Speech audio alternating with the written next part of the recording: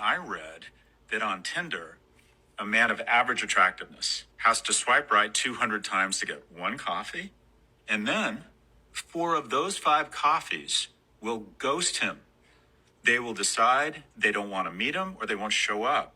That means a guy of average attractiveness has to swipe right 1,000 times to get one coffee. Now, what does that tell that guy? Women don't value me.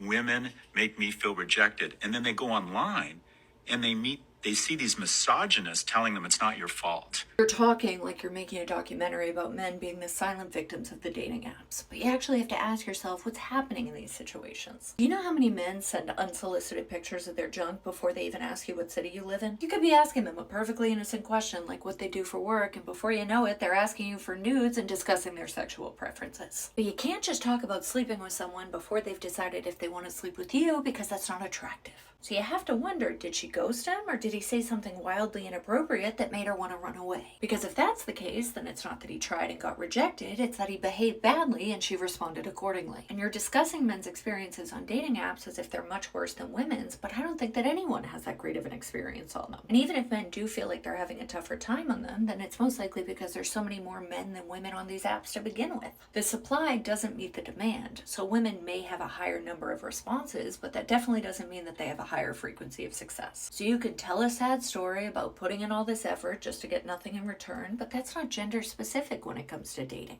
You have to remember that the stakes are much higher for women when it comes to dating. You have to worry about getting stood up or catfish, but women have to worry about getting kidnapped or worse. A lot of men turn dating apps into hookup pools, and they acted like they wanted a relationship when they really wanted a one-night stand, so women have had to become a lot more selective if they're looking for something meaningful. But that's not women's fault, that's your fellow man's fault, so I can't understand the direction of the anger. Do you know how many women have been ghosted after a date because they put out too soon or didn't put out at all? You talk about how men feel like they aren't being valued, but women often feel like they're only being valued for one thing. And let's be honest, if a woman went to dinner with a guy knowing that they most likely weren't compatible, then those same men would be complaining that she used him for a free meal. I understand that he's discussing why some men are finding comfort in misogynistic content, and I can appreciate the message, but I don't like the way that he's delivering it. He's implying that they're being ghosted at no fault of their own, and I'm not saying that that's not true sometimes, but you can't have this conversation without acknowledging the problems, because you can't encourage men to make positive changes in their lives if they aren't being confronted with what they need to change. You can't turn an introductory conversation into a sexual one and expect it to continue. And you can't use a platform as a source of hookups and then cry that no one sees you as a person. If dating apps don't make you feel good about yourself, then get off of them. You have to act like a person who someone would want to date if you want to find someone who's actually interested in dating.